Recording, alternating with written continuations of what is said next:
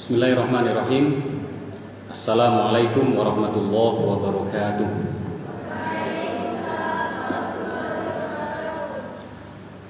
Alhamdulillahirabbil alamin, wassalatu wassalamu ala asyrafil anbiya wal mursalin sayyidina Muhammadin wa ala alihi wa ashabihi ajma'in. Asyhadu an la ilaha illallah wahdahu la syarikalah wa asyhadu anna Muhammadan abduhu wa rasuluh la nabiyya wa la rasula ba'da. Allahumma shalli ala Muhammad wa ala alihi wa ashabihi ajma'in. Alhamdulillah, para ustadz dan ustadzah sekalian serta para santri yang dirahmati Allah Subhanahu wa taala. Kita awali kajian ini dengan bersyukur hingga pada kesempatan sore hari ini kita masih diberikan kesehatan, kita masih diberikan kesempatan, kemampuan dan berbagai macam nikmat-nikmat lainnya yang dengan nikmat-nikmat tersebut kita semua bisa menambah kebaikan dalam kehidupan kita.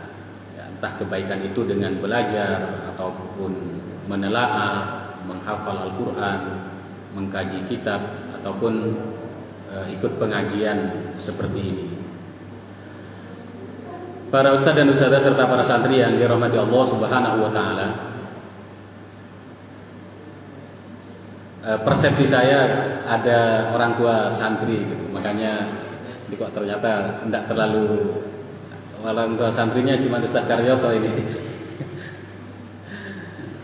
Kalau ibu-ibunya ada wali santrinya, ada.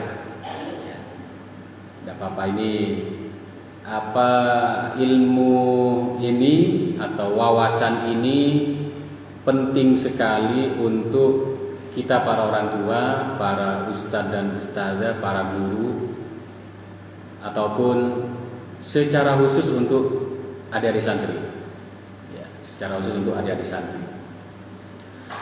Hari ini kita kan berada di bulan Rabiul Awal, bulan Rabiul Awal 1446 Hijriah.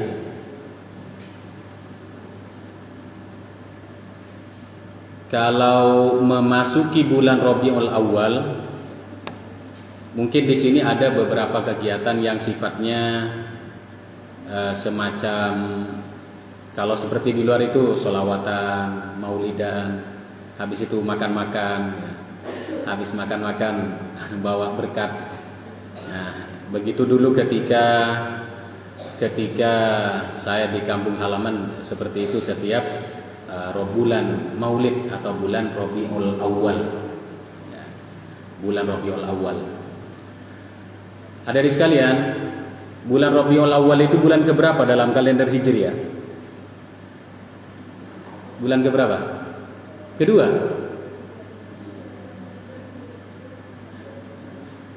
Keberapa? Ketiga. Yang pertama Muharram, kedua Safar, bukan Safar. Kalau Safar itu jalan-jalan, ya. Safar. Yang ketiga Rabiul Awal, ya, nanti berikutnya Rabiul Akhir atau Rabiul Tsani, kemudian Jumadil Awal, Jumadil Tsani atau Jumadil Akhir, baru Rajab, Sya'ban, Ramadan. Nah, berarti tinggal berapa bulan lagi Ramadan sudah ini. Ya, ini sudah Rabiul Awal, Rabiul Akhir, Jumadil Awal, Jumadil Akhir, Rajab, Sya'ban. 5 bulan lagi mau puasa lagi kita ini. Ya, 5 bulan lagi kita mau memasuki bulan Ramadan. Ada di sekalian yang dirahmati Allah Subhanahu wa taala. Pada kesempatan sore hari ini kita akan mengkaji tentang salah satu kewajiban kita untuk meneladani Nabi Muhammad sallallahu alaihi wasallam. karena ini bulan Rabiul Awal. Yang biasanya kita itu bersolawat, itu bagus sekali, karena memang itu perintah Nabi. Entah itu sedang habis sholat atau sebelum sholat atau kapan saja, mungkin sedang bersantai, kita bersolawat kepada Nabi Muhammad SAW, yang insya Allah banyak kebaikan, banyak keberkahan yang akan diperoleh, yang akan didapatkan oleh kita yang bersolawat kepada Nabi Muhammad SAW. Ada banyak dalil dalam Al-Quran yang menyatakan bahwa kita wajib meneladani Nabi Muhammad SAW, mencontoh, meniru. Ya. Kalau ditanya kenapa kita harus meniru Nabi, kenapa kita tidak boleh meniru yang lain? Boleh, selama itu baik, selama itu merupakan sesuatu yang baik yang bermanfaat bagi kehidupan kita.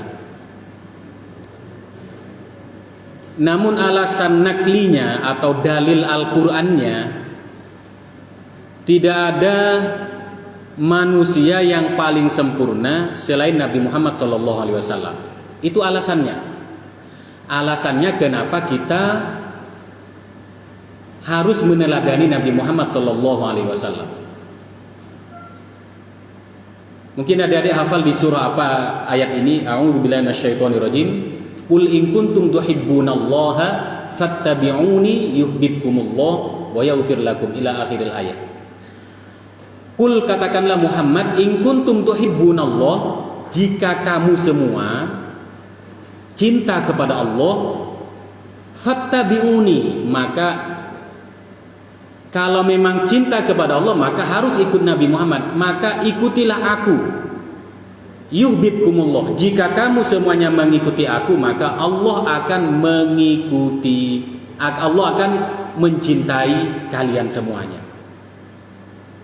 Jadi dengan kita mencintai Nabi Muhammad, dengan kita mengikuti Nabi Muhammad, dengan kita meneladani Nabi Muhammad, maka cintanya Allah itu akan kita peroleh juga. Itu alasan atau dalil naklinya. Mau kita berprofesi sebagai apapun dalam kehidupan ini, insya Allah semua nilai-nilai kebaikan yang ada, yang melekat atau ada pada diri Nabi Muhammad itu masih sangat pantas sekali untuk kita aplikasikan dalam kehidupan kita sehari-hari. Ini kalau bicara dalil naklinya seperti itu. Yang kedua, manusia yang ditegaskan oleh Allah memiliki karakter yang agung, yaitu Nabi Muhammad, di antara para nabi yang lain, ya, di antara para nabi yang lain. Nah, di surah Al-Qalam Allah Subhanahu wa taala berfirman, A'udzubillahi minasyaitonirrajim, wa innaka la'ala khuluqin azim, dan sesungguhnya engkau Muhammad benar-benar berada di atas perilaku, khuluq, karakter azim yang agung. Ini dalil naklinya yang kedua. Nah, dalil naklinya yang kedua, ya. Di ayat keberapa di Al-Qalam ini? Wa innaka la'ala khuluqin azim. Coba dibaca, nun wal qalami wa ma yasturun. Terus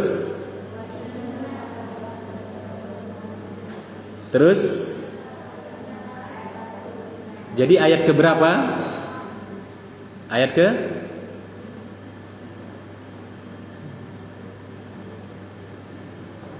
Ayat keempat. Ya. Siapa namanya? Aulia dari Ngawi. Insyaallah nanti tak kasih hadiah, ya. Diingatkan Ustaz Aziz biar diingatkan saya. Pak Ustadz mau menerbitkan buku sebentar lagi, buku yang ke-13. Ya. Ini sedang editing ya, sedang editing. Ada 2 buku, buku ke-13 dan ke-14.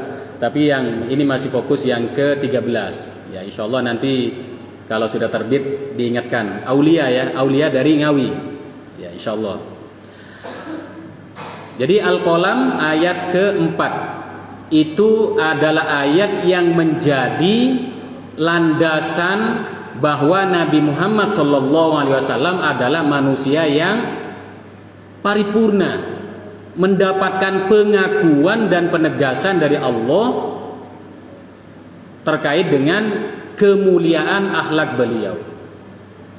Makanya kalau kita membaca kisah atau perjalanan hidup Nabi dan kita itu memiliki sedikit saja kebersihan jiwa, insya Allah tidak ada orang yang kalau membaca sirah Nabi itu yang tidak nangis. Rata-rata nangis. Baik nangisnya itu karena terharu ataupun nangisnya itu karena ingin mengikuti jejak hidup beliau, ataupun nangisnya itu karena termotivasi untuk mengikuti kehebatan beliau. Nah, itu hebatnya Nabi Muhammad SAW. Kalau kita mendengar cerita orang atau ada orang terkenal misalnya di negara kita ini, ya membacanya biasa saja, tidak juga sampai menangis, tidak juga sampai histeris.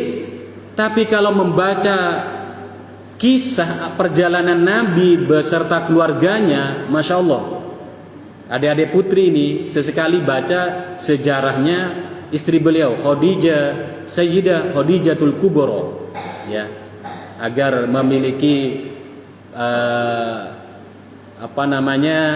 sense semangat perjuangan seorang ibu, ya. Itu terkait dengan sejarah-sejarah. Ada berapa sudah dalilnya? Yang pertama tadi itu saya tidak tahu di Pak Ustaz tidak tahu itu di surah apa. Yang kemudian yang kedua itu di Al-Qalam. Kemudian yang ketiga, Allah juga menegaskan agar kita itu bahwa pada diri Nabi Muhammad SAW itu ada suri tauladan yang baik. A'udzubillahi minasyaitonirrajim.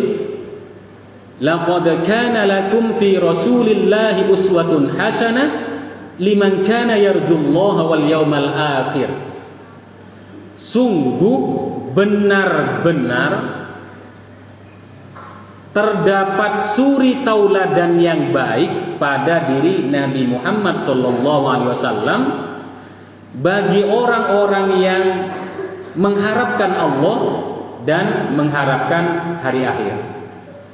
Maka insya Allah semua kita ingin meneladani beliau agar nantinya kita mendapatkan syafaat dari beliau di yaumil qiyamah.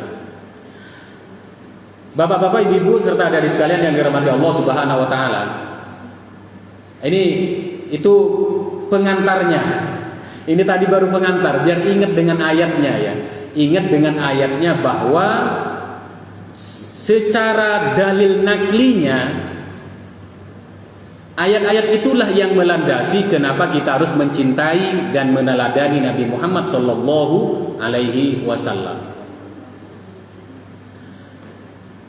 Nah, pada kesempatan sore hari ini Pak Ustaz akan menyampaikan terkait dengan dalil aklinya, landasan logis atau rasionalnya. Kenapa kita ini harus meniru orang-orang baik dalam kehidupan ini? Yang pertama ini catat baik-baik, mau oleh santri ataupun kita para ustadz dan ustadzah, ataupun kita sebagai orang tua. Dan silakan direnungkan nanti, benar enggak apa yang saya sampaikan ini? Tapi kalau menurut saya insya Allah benar ya. Kenapa kita ini butuh yang namanya contoh yang baik, teladan yang baik dalam kehidupan? Alasan yang pertama adalah karena itu adalah fitrah. Fitrah itu apa? Kalau kita melihat orang yang lebih sukses dari kita, Kita kan kalau melihat orang seperti itu, kita kan pengen menirunya. Kalau hatinya bersih ya. Kalau hatinya tidak bersih itu, kalau hatinya kotor itu biasanya, alah biasa aja. Itu fitrah. Dan kalau kita mendidik, baik kita sebagai ustadz sebagai orang tua, kalau mendidik anak, kemudian anak ini agak nakal misalnya, punya temen, punya kakak, yang kakaknya ini baik, kakaknya ini rajin, kita akan serta-merta mengucapkan, coba tiru kakakmu. Coba tiru loh anak tetangga baik, rajin, disuruh bantu. Disuruh nyapu, disuruh nyuci. Itu memang fitrah manusia selalu akan melihat kepada yang ada di atas. Utamanya dalam hal kebaikan. Makanya inilah fungsi adik-adik yang masih nyantri ini, fungsinya dididik, dibimbing, diasuh, diarahkan agar nantinya memiliki kebersihan jiwa, kebersihan hati, sehingga yang ingin ditiru itu ada yang baik-baik yang ada di atas kita. Artinya lebih baik daripada kita, lebih tinggi daripada kita kebaikannya. Mungkin kebaikan itu berupa semangat belajarnya, mungkin berupa rajinnya, mungkin berupa sabarnya, mungkin berupa kegigihannya, mungkin berupa hematnya, ya hemat uang sakunya, dan lain sebagainya. Mungkin juga dalam hal kerapihannya. Dalam semua kebaikan-kebaikan yang saya sebutkan tadi, dia lebih unggul, lebih baik daripada kita. Dan ini tidak hanya berkaitan dengan sifat-sifat seperti ini, bahkan dalam hal spiritual misalnya, ada temannya yang baik, rajin ke masjid. Kok bisa ya dia yang rajin ke masjid? Kok bisa dia disiplin? Atau mungkin dalam dunia apa saja, selalu fitrah atau naluri kita akan mengatakan, coba tiru yang lebih tinggi. Tidak ada kemudian kalau kita punya anak kita malas kemudian ya coba kamu tiru anak tetangga yang lebih malas itu. Tidak ada. Tambah apa? Tambah bobrok anaknya. Tambah tidak jadi, ya, tambah tidak jadi. Sudah malas, tambah disuruh niru yang lebih malas. Sudah mager, tambah disuruh yang lebih mager. Tambah emosi orang tuanya. Nah itu. Jadi itulah kenapa kita akan selalu meniru orang yang ada di atas kita. Kita tidak usah sampai dulu kepada Nabi Muhammad. Nabi Muhammad ini terlalu sempurna sebagai manusia. Paling tidak contoh di lingkungan keseharian kita. Misalnya di pondok ini, ada temennya yang lebih baik, lebih rajin, lebih sabar mungkin, lebih gigih dalam belajar, lebih rapi kehidupannya, lebih disiplin. Kalau kita memiliki hati yang bersih, kita akan gimana ya caranya ya. Pun demikian juga kalau kita sebagai orang tua melihat anak tetangga berprestasi, anaknya tidak macam-macam, pokoknya tidak banyak tingkah lah, tidak sampai dipanggil polisi. Tetapi anak kita kemudian, masya Allah, dikit-dikit dipanggil polisi, dikit-dikit bermasalah sama tetangga. Kita juga mumet, dan secara refleks kita akan keluar dari lisan kita, piye to lele, piye to nduk. Begitu yang akan keluar dari lisan orang yang lebih dewasa daripada kita, ini orang tua kita atau mungkin ustadzah kita, ya. Kan seperti itu. Karena itu memang naluriyah. Naluri ini akan didapatkan dengan cara tentu kita menjaga hubungan baik kita dengan Allah Subhanahu wa taala. Ya. Bahkan kita kan pernah mendengar sebuah atau membaca sebuah cerita seorang bapak-bapak, mohon maaf bukan bapak-bapak yang di sini. Bapak ini profesinya maling. Nalurinya mengatakan, saya cukup profesi ini saya saja yang maling, anak saya tidak. Makanya saya berjuang bagaimana anak saya tidak jadi maling. Nalurinya masih bersih, tidak ada kemudian cerita, nah kamu nanti jadi maling penerus bapak. Tidak ada.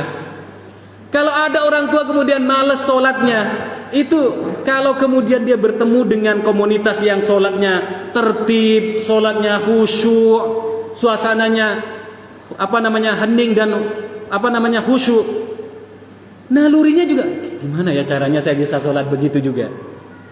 Maka alhamdulillah kalau naluri itu masih hidup. Artinya kalau kita melihat orang yang ada di atas kita pada sisi kebaikan, ya, pada sisi kebaikan, kita kok masih pengen menirunya, berarti nalurinya masih hidup. Nalurinya masih hidup. Dan insya Allah kita semuanya, ketika kita masih memiliki tanggung jawab untuk mendidik dengan baik, ya, menyekolahkan, memondokkan dengan baik, insya Allah itu masih bagian dari naluri yang masih hidup. Dan itu adalah naluri yang baik. Baik, itu yang pertama. Jadi kalau disimpulkan yang pertama adalah teladan. Teladan itu adalah fitrah atau naluriah. Tidak ada yang tidak butuh dengan ini. Semua manusia akan butuh dengan yang namanya kebaikan.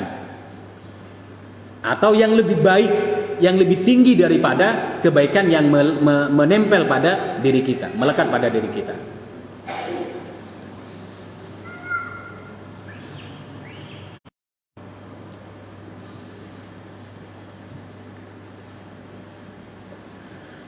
Yang kedua, teladan itu adalah standar kebaikan, ukuran kebaikan, patokan kebaikan. Masya Allah, Bapak Ibu yang hadir pada kesempatan sore hari ini, serta para ustadz dan ustadzah, sore ini wajib bersyukur karena para santri yang masih berhijab seperti ini. Karena ini adalah ukuran kebaikan. Coba dalam dunia ini, dalam kehidupan ini, atau sekitar Caruban ini, tidak ada ukuran kebaikan terkait dengan wanita yang berhijab dengan benar. Terus siapa yang akan memberikan contoh kebaikan yang seperti itu? Maka bersyukurlah dan mintalah perlindungan kepada Allah agar diberikan komitmen, agar diberikan keistiqomahan untuk mempertahankan standar kebaikan ini. Bayangkan kalau di sekitar sini, kemudian ya standar kebaikan, standar kebenaran dalam berpakaian itu adalah yang pakai rok mini, pakai baju you can see, maka semua orang akan pakai begitu. Khususnya perempuan maksudnya ini. Maka dari ini perlu wajib bangga. Sore ini tak buka wawasannya, tak buka akal pikirannya, ya, bahwa dengan berpakaian seperti ini itu sudah benar. Itu pada diri kita, pada diri para perempuan ini, para wanita yang hadir pada kesempatan ini, itu menjadi ukuran dan standar kebaikan dalam menutup aurat. Jadi kalau jalan keluar bukan kemudian, aduh Ustaz malu, yang lain you can see, saya tertutup semua. Loh, kebalik, seharusnya yang you can see yang malu, ini malah yang berhijab malu. Justru adik-adik perlu bilang kalau di tengah-tengah masyarakat, ini loh standar yang benar. Harusnya begitu, bukan malu. Malu. Nanti dikira ninja. Waduh, kok malah malu ya. Ada di sekalian yang dirahmati Allah Subhanahu wa taala serta para ustaz dan ustazah. Jadi yang kedua adalah teladan itu adalah standar kebaikan. Maka ketika kita menjadi seorang guru, seorang ustadz dan ustadzah, menjadi orang tua, pada diri kita itu ada standar patokan terkait dengan perilaku-perilaku tertentu, sadar atau tidak sadar. Misal ada bapak-bapak kalau ngomong istilahnya nyerocos, nggak ada remnya, itu nanti anaknya akan niru, bapak kalau ngomong begitu. Pun demikian juga ibu.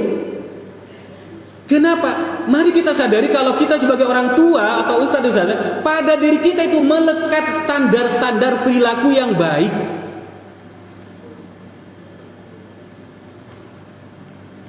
Pun demikian juga pada adik-adik santri, mari kita sadari bahwa adik-adik itu bukan hanya sekedar mondok, kemudian sekedar menghafal Al-Quran, tapi keseluruhan dari adik-adik itu, jiwa raganya itu adalah cerminan atau standar atau patokan kebaikan.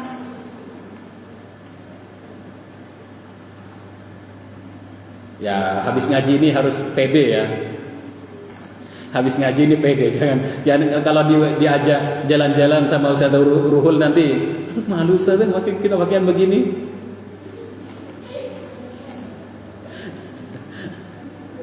Ya. Lantas apa bahayanya jika dalam kehidupan ini tidak ada patokan kebaikan? Kalau dalam dunia keluarga, jika seorang bapak dan ibu belum mampu menempatkan diri sebagai teladan pribadi yang layak dicontoh, maka yang akan terjadi adalah anak ini akan mencari contoh di luar, bukan akan mencontoh orang tua. Maka betapa kemudian peran orang tua dalam mendidik santri, peran guru dalam mendidik santri itu memiliki peran yang sangat penting sekali, karena dia kemudian menjadi contoh nyata yang ditiru. Contoh nyata yang ditiru. Tentu saja kita tidak berbicara tentang kesempurnaan. Tetap pada diri kita semuanya ada kekurangan-kekurangan, ada keterbatasan-keterbatasan, tapi dalam beberapa aspek tertentu wajib ada pada orang tua, pada guru, nilai-nilai moral fundamental itu harus ada. Contohnya jujur, contohnya rapih, contohnya apa lagi? Banyak nilai-nilai fundamental yang harus ada, karena itu dicontoh. Kalau dalam dunia masyarakat misalnya, itu sebelum masuk ke dunia masyarakat, seorang awal kerusakan seorang anak ketika dia sudah tidak nyaman di rumahnya, sudah tidak ada contoh kebaikan di rumah itu yang dicontohkan oleh bapak ibunya, itu adalah awal pintu masuknya kerusakan. Karena apalagi ketika dia mendapatkan contoh yang tidak baik di luar. Jika di tengah-tengah masyarakat tidak ada tokoh masyarakat yang bisa diteladani, mohon maaf ini, misalnya ada tokoh kiai misalnya, tiba-tiba berbuat asusila, kita kan serta-merta saat itu, dasar kiai cabul, pokoknya semua sumpah serapah, semua hinaan itu keluar. Kenapa? Karena pada diri kiai itu seharusnya melekat standar-standar perilaku kebaikan. Sampai begitu. Dan lebih parahnya lagi, misal ada penegak hukum, misal pemerintahan, misal sampai presiden, misal sampai gubernur, tidak bisa menampilkan diri sebagai contoh, maka itu adalah pintu pertama munculnya kerusakan sebuah bangsa. Karena para pemimpinnya tidak bisa memberikan contoh kebaikan. Jujur misalnya, pemimpinnya tidak jujur, itu jangan disalahkan ketika rakyatnya kemudian tidak jujur juga. Kenapa? Sudah tidak ada contoh. Maka orang-orang yang ada di puncak-puncak kepemimpinan itu, ya mulai kalau dalam lembaga negara itu ada presiden, wakil, ada menteri, ada gubernur, ada wali kota, ada bupati, itu lembaga negara ya.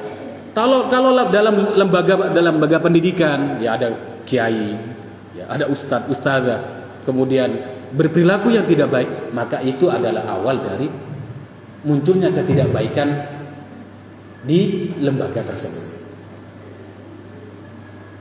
Bapak Ibu dirahmati Allah Subhanahu wa taala. Itu yang kedua. Jadi pondok pesantren ya, semua pondok pesantren insya Allah semua niat awalnya itu adalah dalam rangka menjaga nilai kebaikan itu. Makanya kenapa kalau di pesantren itu ketat? Ya enggak deh? Ketat ya? Enggak kayaknya saudara sis ya. Enggak ketat di sini kayaknya. Ya. Kenapa? Karena pondok itu adalah benteng pertahanan nilai. Makanya kalau ada santri tidak jujur, langsung dihukum. Ada santri misalnya mencuri, langsung dihukum dan lain sebagainya. Makanya ini adalah pondok pesantren itu adalah lembaga pertahanan nilai-nilai kebaikan, nilai-nilai kejujuran, nilai-nilai kedisiplinan dan lain sebagainya. Itu yang kedua. Yang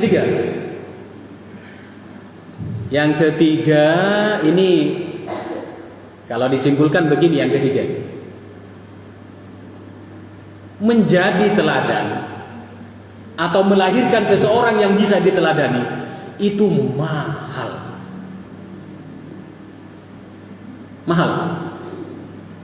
Ya.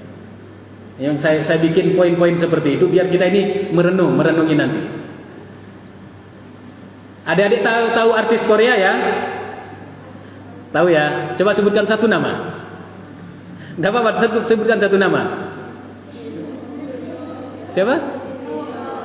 Oh, tidak tahu maksudnya.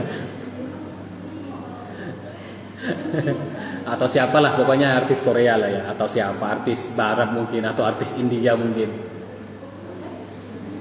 Tahu tidak kenapa kita kok seneng sama mereka? Kenapa kok kita senang dengan mereka? Karena itu semua dipoles. Polesannya itu mahal. Artinya adik-adik kalau dipoles juga, biaya polesannya juga mahal. Dibelikan skincare yang bagus, yang mahal-mahal, cantik juga, tidak kalah dengan Korea. Karena bedaknya saja kalah kelasnya. Makanya tidak secantik artis Korea. Coba bedaknya sama kayak artis Korea, sama cantiknya kayak Korea. Artinya gini adik-adik sekalian, para bapak ibu sekalian, kalau kita melihat ya istilahnya orang dengan gantengnya yang luar biasa, untuk mulai menjadi ganteng itu mahal biayanya. Dia perlu fitness, perlu nge-gym, perlu minum susu Elmen. Kalau bapak-bapak nih, kalau ibu-ibu perlu skincare, perlu eyeshadow, pedicure, manicure dan lain sebagainya. Perlu itu semuanya, dan itu adalah biayanya mahal. Di depan tempatnya Pak Ustadz tinggal itu ada sebuah tempat perawatan kecantikan. Tercantum di situ berapa, pokoknya satu paket perawatan itu 500.000. Masya Allah, 500.000. Apa yang dirawat di sana? Untuk menjadi cantik, untuk menjadi ganteng, yang itu kemudian menjadi idola, itu biayanya mahal.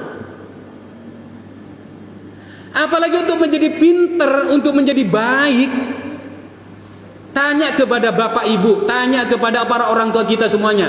Untuk mengantarkan kita menjadi pinter, untuk mengantarkan kita menjadi penghafal Al-Quran, untuk mengantarkan kita menjadi baik, itu biayanya mahal. Sering kita melihat orang sukses itu hanya melihat endingnya, hasil akhirnya. Oh hebat dia orang itu. Tidak tahu bagaimana perjuangan orang tuanya cari biaya, banting tulang, tidak sampai banting piring ya,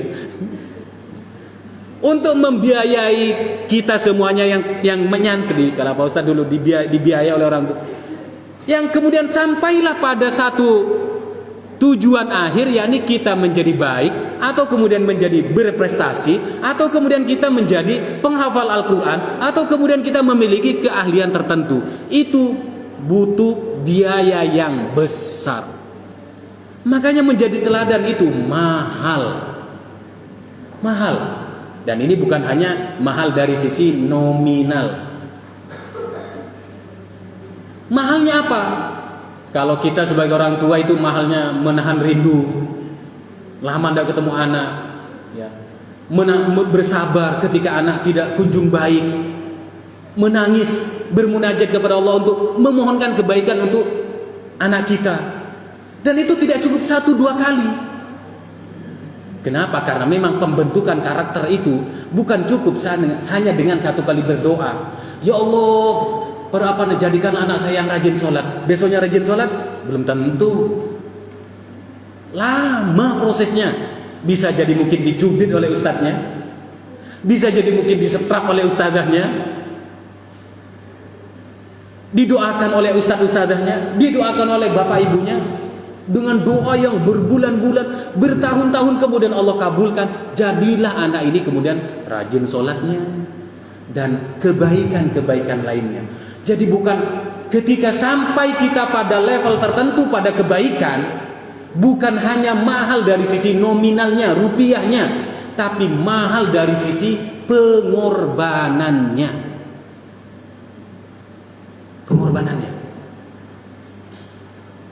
Jadi kalau melihat artis, ya kok bening gitu, oh, itu mahal itu. Skincare-nya itu mahal, perawatannya itu mahal. Kalau kita punya uang sebanyak itu juga, ya bisa ganteng juga, bisa cantik juga, bisa putih juga seperti mereka. Hanya saja tidak punya biaya untuk sampai ke sana saja ya. Nah, itu yang ketiga. Yang keempat, ini masih terkait dengan teladan. Kenapa kok teladan ini kok jadi mudah mengucapkannya, ya? Tapi sekali teladan ini hilang pada seseorang, kita itu kayak mencari lagi teladannya. Siapa yang perlu saya teladani? Siapa yang perlu yang saya panuti dalam kehidupan ini? Ya. Jadi yang pertama tadi teladan itu adalah naluriah atau fitrah, kebutuhan naluri manusia. Yang kedua, teladan itu adalah standar atau patokan kebaikan, ya. Kemudian yang ketiga, teladan itu mahal. Yang keempat, teladan itu berat. Berat.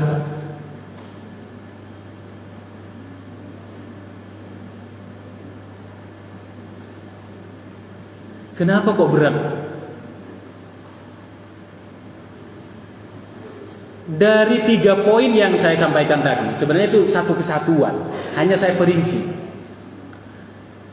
Beratnya menjadi teladan itu, pertama memang kalau misalnya diri kita dijadikan patokan oleh orang, dijadikan tokoh, ditokohkan oleh masyarakat misalnya, maka kemudian beratnya itu adalah ya kita harus menjaga diri terus, menjaga diri terus dari perilaku-perilaku, dari ucapan-ucapan yang tidak baik.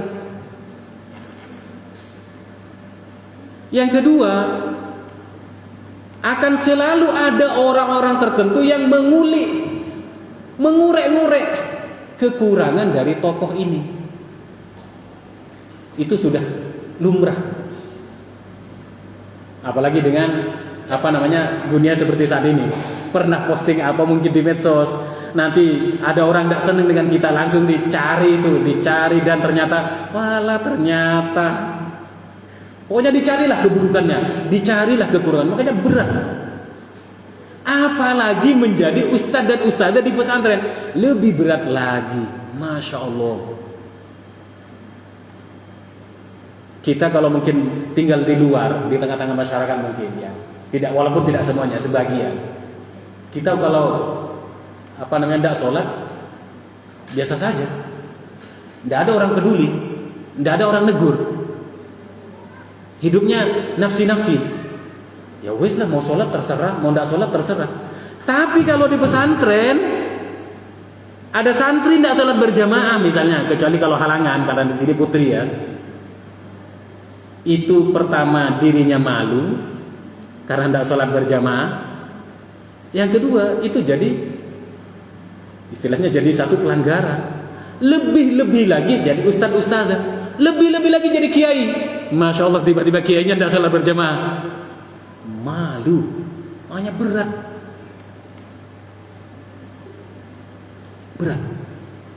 Inilah yang disebut dengan pendidikan nilai.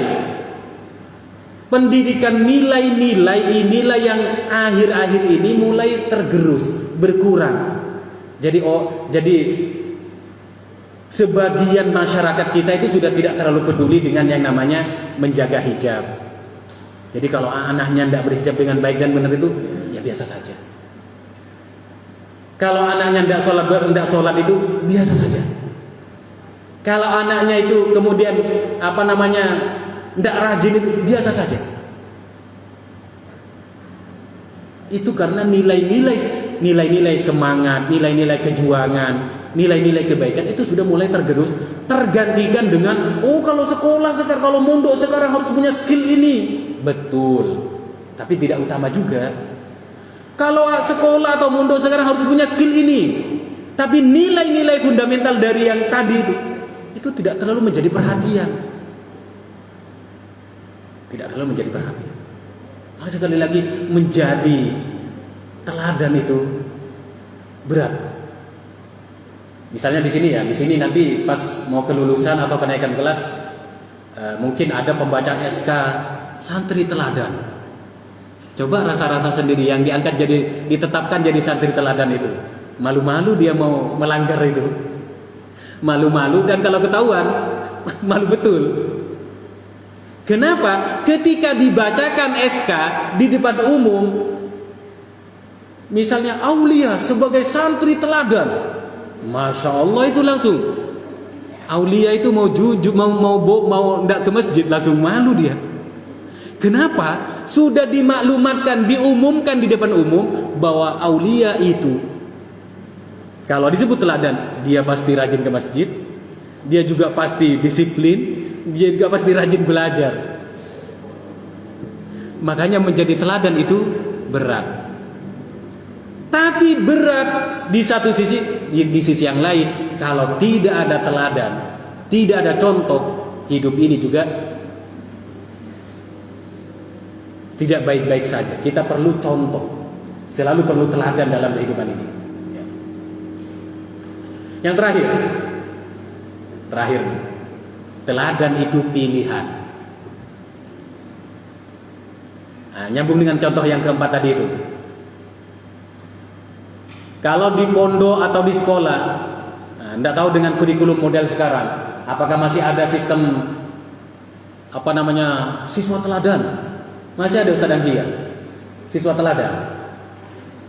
Enggak ada sudah sekarang ya? Ranking aja sudah enggak ada kayaknya sekarang. Ranking 1, 2, 3 itu enggak ada sudah. Jadi kompetisinya kurang sekarang. Ya, kompetisinya kurang, enggak ada rankingnya. Kamu ranking berapa? Enggak ada. Kita sama berarti. Enggak ada rankingnya. Kalau dulu ya, kalau jadi ranking paling belakang itu ada juga yang bangga sih. Ranking paling belakang ada juga yang bangga. Tapi ada juga anak-anak tertentu yang memiliki jiwa kompetisi yang kuat. Dia kalau kemudian tidak masuk 3 besar, itu langsung sakit kepala, langsung demam, masuk rumah sakit. Kenapa? Penting bagi dia itu menjadi yang terbaik. Penting. Sekarang sama semuanya. Ya, enggak ada istilah ranking 1, enggak ada. Ya. Sikap sekarang cuma menjadi A, B, C. Kalau A berarti baik, B sedang, C berarti cukuplah. Kalau D berarti wah sudah, sekarat ini sudah. Perilakunya sudah buruk sekali ini setelah sudah D. Apalagi E. Itu sudah dikeluarin dari pondok mungkin sudah. Kalau sudah E, ya. Tapi ada juga pondok yang menetapkan yang kalau C itu sudah lampu kuning sudah, D itu sudah keluarin sudah. Ya. Itu terkait dengan sikap-sikap dan perilaku-perilaku tertentu. Makanya teladan itu memang pilihan. Tidak semua anak, tidak semua santri, tidak semua murid jadi teladan. Seperti kurikulum Merdeka sekarang, semuanya baik, semua siswa baik, semua siswa berprestasi. Kalau dulu, ya istilahnya zaman-zaman kami sekolah dan mondok itu ada, sehingga ada semangat, ada kompetisinya. Karena sekarang sudah dihapus ya, tidak ada apa yang mau dikompetisikan. Tidak ada pembacaan SK santri teladan, ya santri teladan. Tapi mungkin kalau di sini nanti ada wisuda, insya Allah ada itu. Tahun kapan mau wisuda di sini Ustaz? Tahun depan Ustaz ya? Tahun depan sudah wisuda Ustaz ya? Oh 2 tahun lagi ya? Nah, kayaknya nanti ada itu. Siapa yang di SK-kan jadi santri teladannya ini? Kan sudah dipantau dari sekarang ini. Siapa nanti yang jadi teladan? Santri terbaik. Ya, santri terbaik. Sehingga sekarang kalau dirasa-rasa biasa saja sekolah sekarang, tidak ada sekolah biasa saja, rankingnya juga tidak ada. Tidak ada sesuatu yang istimewa. Tapi kalau kita pernah di sekolah itu ranking 1, 2, 3 ataupun ranking terakhir, itu punya kenangan. Ya Allah, saya dulu ranking terakhir pas sekolah. Ternyata saya dulu di pondok ranking terakhir. Itu jadi kenangan kalau adik-adik ini punya anak nanti. Nah, dulu Umi ranking terakhir, nak. Kamu jangan neladani Umi. Ranking terakhir gitu. Atau yang membanggakan. Nah, dulu Umi itu kalau ndak ranking 1 ya 2, kalau ndak 3 ya minimal 3 lah. Ada begitu. Atau kemudian dulu Umi itu santri teladan, kamu ndak manut itu. Ya. Jadi ada yang dibanggakan di depan anak. Ya. Tapi kalau ndak ada sesuatu yang heroik yang dicapai, diukir oleh adik-adik kalau mondok, nanti lulus mondok itu biasa saja.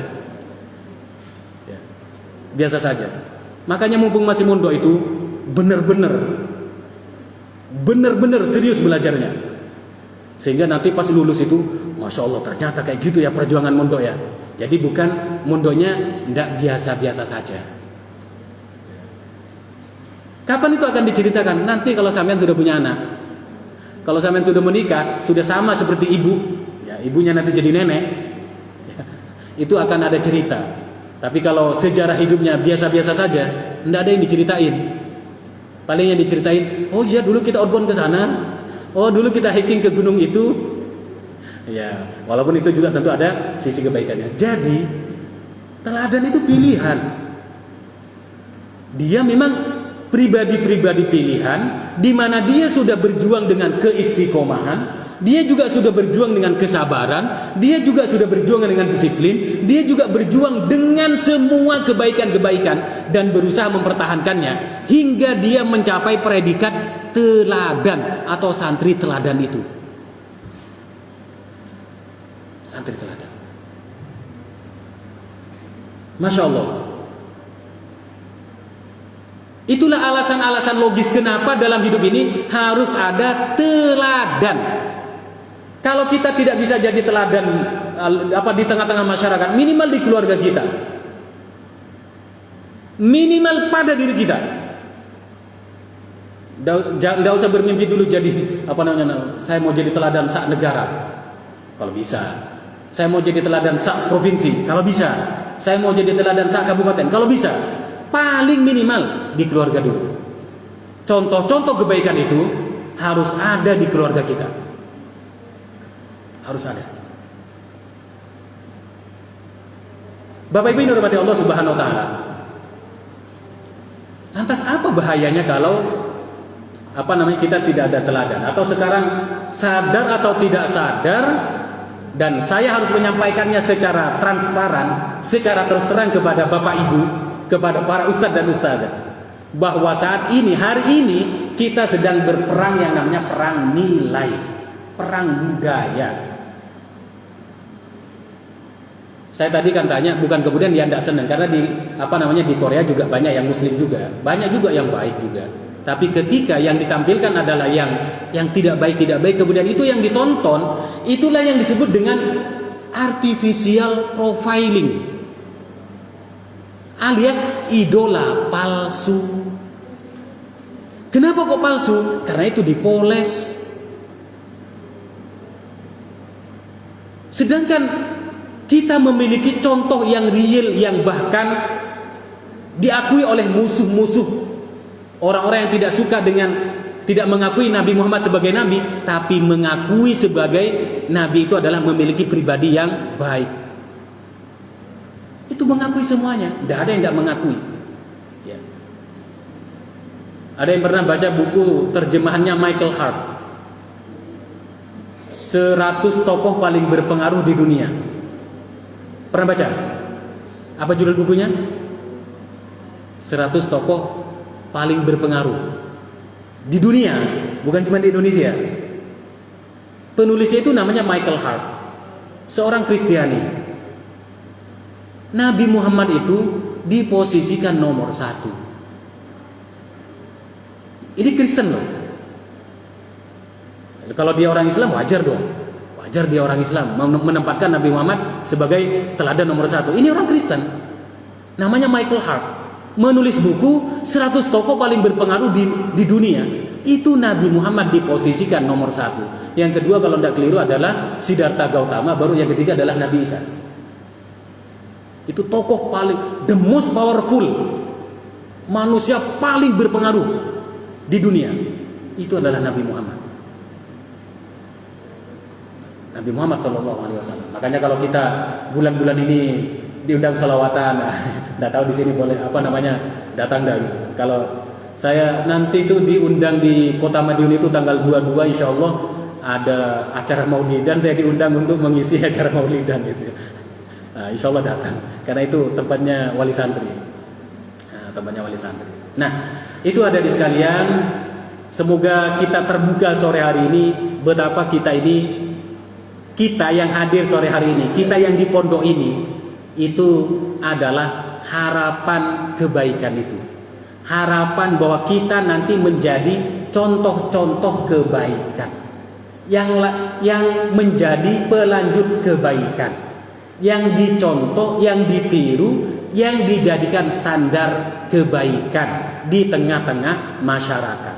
Maka sebelum kita menjadi contoh kebaikan di tengah-tengah masyarakat, mari kita proses diri kita melalui lembaga pendidikan yang ada di pondok ini, melalui proses-proses kegiatan-kegiatan, aturan-aturan, nilai-nilai yang ada di pesantren ini, untuk nantinya insya Allah Allah akan karuniakan kepada kita menjadi pribadi yang layak diteladani. Itulah materi kita sore hari ini. Semoga Allah Subhanahu wa taala senantiasa membimbing kita semuanya. Semoga Allah Subhanahu wa taala senantiasa memberikan petunjuk kepada kita, petunjuk kebaikan dan petunjuk kebenaran, sehingga nantinya kita menjadi pribadi-pribadi yang soleh-solehah, yang dari kita tersebar kebaikan di tengah-tengah umat dan tengah-tengah masyarakat. Amin ya rabbal alamin. Mari kita akhiri dengan bersama-sama berdoa. A'udzubillahi minasyaitonirrajim. Bismillahirrahmanirrahim. Allahumma shalli ala sayyidina Muhammad wa ala ali sayyidina Muhammad walhamdulillahi rabbil alamin. Allahumma shalli ala sayyidina Muhammad wa ala ali sayyidina Muhammad kama shallaita ala sayyidina Ibrahim wa ala ali sayyidina Ibrahim fil alamin innaka Hamidum Majid.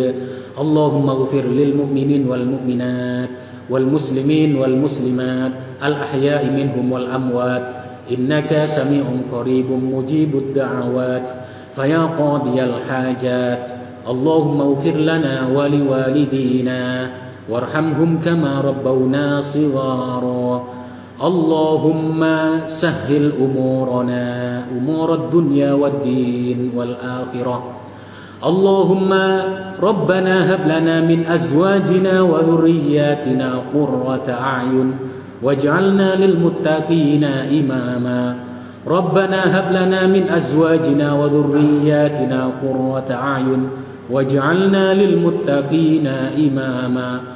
Rabbana la tuzigh qulubana ba'da idh hadaitana wa hab lana min ladunka rahmah innaka antal wahhab.